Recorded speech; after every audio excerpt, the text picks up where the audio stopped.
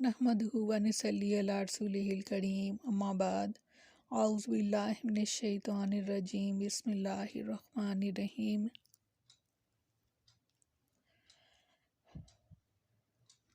Rabbi इश्रह ली सदरी व यस्सिर ली अमरी वहलुल उक़दतम मिन लिसानी यफ़क़हू क़ौली। अस्सलामु अलैकुम व रहमतुल्लाहि व बरकातुहू। कैसे हैं आप सब? इंशाअल्लाह खैर आफियत से होंगे। अल्लाह ताला आप सबको अपने हिफ्ज़-ओ-मान में रखें, आमीन सुम्मा आमीन। चौथा पारा सूरत आल इमरान। लफ्ज़ी तर्जुमा। व इन्ना और बेशक मिन अहलिल किताबी अहले किताब में से लमन ऐसे भी हैं युमिनु जो ईमान रखते हैं बिल्लाहि अल्लाह पर, वमा और जो उनज़िला नाजिल किया गया है इलैकुम आपकी तरफ, वमा और जो उनज़िला नाजिल किया गया है इलैहिम इनकी तरफ, ख़ाशिईना आजिज़ी करने वाले हैं लिल्लाह अल्लाह के लिए, ला यश्तरूना नहीं वो बेचते भी आयातिल्लाहि अल्लाह की आयात को सामानन कीमत कलीलन थोड़ी में, उलाइका यही वो लोग हैं अजरुहुम जिनका अजर इंदा पास है रब्बिहिम इनके परवरदिगार के, इन्नल्लाह बेशक अल्लाह ताला सरीउल हिसाब बहुत जल्द हिसाब लेने वाला है। बेशक फरमाया और बिलाशुबा अहले किताब में से कुछ लोग यकीनन ऐसे हैं जो अल्लाह पर ईमान रखते हैं और इस पर भी जो आपकी तरफ नाजिल किया गया और जो उनकी तरफ नाजिल किया गया यानी कुरान और पहली किताबें अल्लाह के लिए आजिज़ी करने वाले हैं। वो अल्लाह की आयात के बदले थोड़ी कीमत नहीं लेते। यही लोग हैं जिनके लिए इनका अजर इनके रब के पास है, बेशक अल्लाह बहुत जल्द हिसाब लेने वाला है। अल्लाह ताला फरमा रहे हैं कि अहले किताब में से कुछ लोग ऐसे भी हैं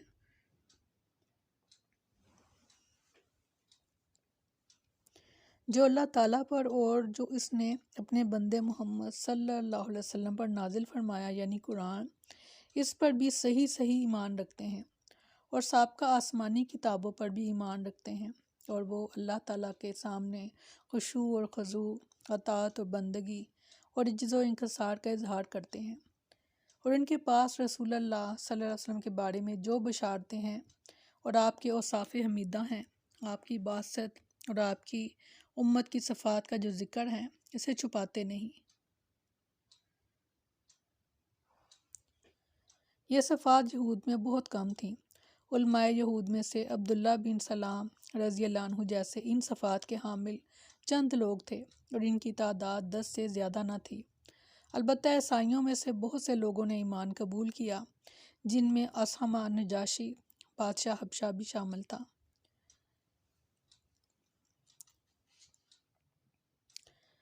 और ये अहले किताब के बेहतरीन और मुंतखब लोग हैं, ख्वाह ये यहूदी हों या ईसाई। अल्लाह ताला ने इनके मुतालिक इरशाद फरमाया सूरत आल इमरान में ही, वो सब बराबर नहीं, अहले किताब में से एक जमात क़याम करने वाली है जो रात के औकात में अल्लाह की आयात की तिलावत करते हैं और वो सजदे करते हैं अल्लाह और यौम आखिरत पर, ईमान रखते हैं और नेकी का हुक्म देते और बुराई से मना करते और अच्छे कामों में एक दूसरे से जल्दी करते हैं और ये लोग सालिहीन से हैं। और वो जो नेकी भी करें इसमें इनकी बेकदरी हरगिज़ नहीं की जाएगी और अल्लाह मुत्तकी लोगों को खूब जानने वाला है। ये सफ़ात यहूदियों के बहुत कम लोगों में पाई जाती है। उलमाए यहूद में से सैयदना अब्दुल्ला बिन सलाम रज़ियल्लाहु अन्हु जैसे इन सफ़ात के हामिल चंद लोग ही थे और इनकी तादाद 10 से ज़्यादा न थी। अलबत्ता ईसाइयों में बहुत से लोग थे जिन्होंने हक़ को कबूल करके राह हदायत को इख्तियार किया, जैसा कि अल्लाह ताला ने इरशाद फरमाया सूरत माइदा में, यकीनन आप इन लोगों के लिए जो ईमान लाए हैं सब लोगों से ज़्यादा सख्त दावत रखने वाले यहूद को और इन लोगों को पाएगा जिन्होंने शरीक बनाए हैं, और यकीनन आप इन लोगों के लिए जो ईमान लाए हैं इनमें से दोस्ती में सबसे करीब इनको पाएंगे जिन्होंने कहा कि बेशक हम नसारा हैं। ये इसलिए कि बेशक इनमें उलमा और रहब हैं और इसलिए कि बेशक वो तकब्बर नहीं करते। और जब वो सुनते हैं जो रसूलुल्लाह सल्लल्लाहु अलैहि वसल्लम की तरफ नाजिल किया गया है تو آپ دیکھتے ہیں کہ ان کی آنکھیں آنسوؤں سے بہہ رہی ہوتی ہیں، اس وجہ سے کہ انہوں نے حق کو پہچان لیا۔ کہتے ہیں اے ہمارے رب، ہم ایمان لے آئے، سو ہمیں شہادت دینے والوں کے ساتھ لکھ لے، اور ہمیں کیا ہے کہ ہم اللہ پر اور اس چیز پر ایمان نہ لائیں جو حق میں سے ہمارے پاس آئی ہے، اور یہ طمع نہ رکھیں کہ ہمارا رب ہمیں نیک لوگوں کے ساتھ داخل کر لے گا۔ تو اللہ نے اس کے بدلے میں جو انہوں نے کہا، انہیں ایسے باغات دیے جن کے نیچے سے نہریں بہتی ہیں، ان میں ہمیشہ رہنے والے، اور یہی نیکی کرنے والوں کی جزا ہے۔ بے شک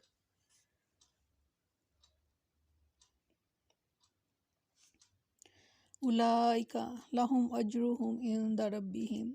سیدنا جابر بن عبداللہ رضی اللہ عنہ بیان کرتے ہیں کہ جب نجاشی رضی اللہ عنہ کا انتقال ہوا تو رسول اللہ صلی اللہ علیہ وسلم نے صحابہ کو ان کی وفات کی خبر دی اور فرمایا، تمہارے ایک بھائی اسہمہ کا انتقال ہو گیا ہے، لہٰذا اٹھو اور اس کی نماز جنازہ ادا کرو۔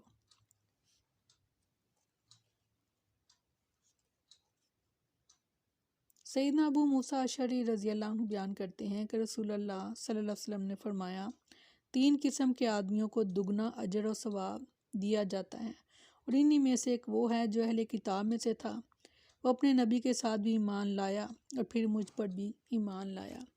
ان کے لیے دوہرا اجر ہے۔ اہل کتاب کے لیے اگر وہ اسلام میں داخل ہو جاتے ہیں تو ان پر دوہرا اجر،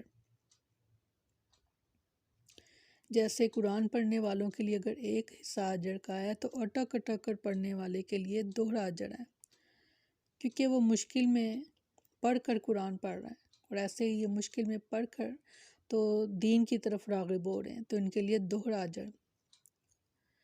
یا ایھا الذین آمنو، اے وہ لوگو جو ایمان لائے ہو، اصبروا، صبر کرو، وصابروا، اور جمے رہو، ورابطوا، اور مورچوں میں ڈٹے رہو، واتقوا اللہ، اور ڈرو اللہ سے، لعلکم، تاکہ تم تفلحون، تاکہ تم فلاح پاؤ۔ فرمایا اے لوگو جو ایمان لائے ہو، صبر کرو اور مقابلے میں جمے رہو، اور مورچوں میں ڈٹے رہو، اور اللہ سے ڈرو تاکہ تم کامیاب ہو جاؤ۔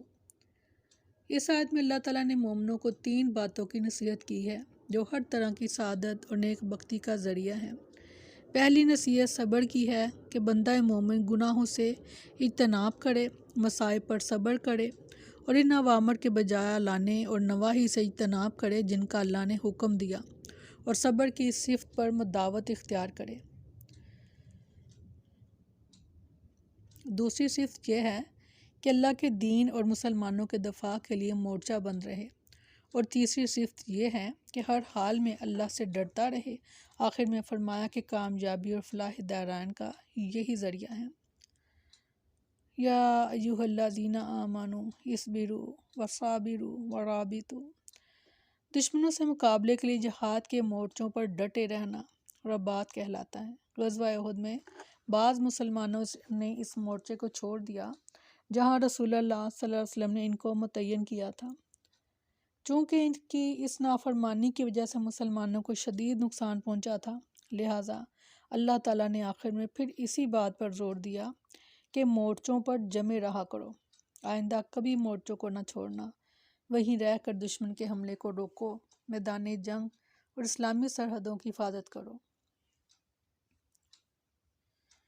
بہت سی احادیث میں اس کی ترغیب اور اس پر بہت زیادہ ثواب ملنے کا بھی ذکر ہے۔ سیدنا سہل بن سعد رضی اللہ عنہ بیان کرتے ہیں کہ رسول اللہ صلی اللہ علیہ وسلم نے فرمایا، اللہ کے راستے میں ایک دن سرحدوں پر پہرا دینا دنیا اور جو کچھ دنیا میں موجود ہے اس سب سے بہتر ہے۔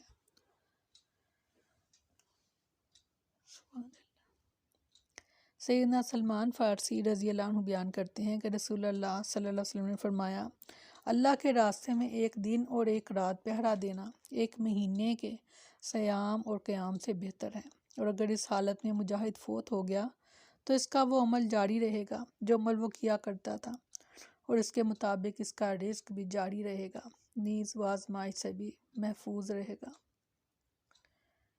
سیدنا فضالہ بن عبید رضی اللہ عنہ بیان کرتے ہیں کہ رسول اللہ صلی اللہ علیہ وسلم نے فرمایا، ہر میت کے عمل کو ختم کر دیا جاتا ہے سوائے اس کے جو اللہ کے راستے میں پہرا دیتے ہوئے فوت ہوا ہو، اور اس کا عمل قیامت تک بڑھتا رہتا ہے، اور وہ قبر کے فتنے سے بھی محفوظ رہتا ہے۔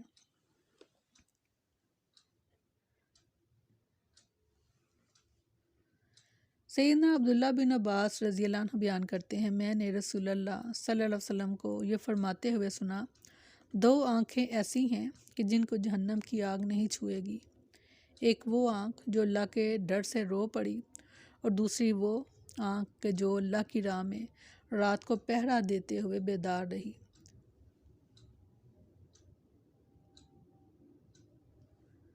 سیدنا ابو ہریرہ رضی اللہ عنہ بیان کرتے ہیں کہ رسول اللہ صلی اللہ علیہ وسلم نے فرمایا، دینار اور درہم کا بندہ اور کپڑے کا بندہ تباہ اور برباد ہو گیا، اگر اسے دیا جائے تو وہ خوش ہو جائے، اور اگر نہ دیا جائے تو ناراض ہو جائے۔ ایسا شخص تباہ اور برباد ہوا، پھر تباہ اور برباد ہوا، اگر اسے کانٹا چبھے تو نکالا نہ جائے۔ اور اس شخص کے لیے خوشخبری ہے جو اپنے گھوڑے کی لگام اللہ کے راستے میں پکڑے ہوئے ہو، اس کے سر کے بال بکھرے ہوں اور پاؤں غبار آلود ہوں۔ اگر اسے پہرے داروں میں رکھا جائے تو وہ پہرے داروں میں رہے، اور اگر اسے لشکر کے پچھلے حصے میں رکھا جائے تو وہ پچھلے حصوں میں رہ جائے، اور اگر وہ اجازت طلب کرے تو اسے اجازت نہ دی جائے، اور اگر وہ سفارش کرے تو اس کی سفارش قبول نہ کی جائے۔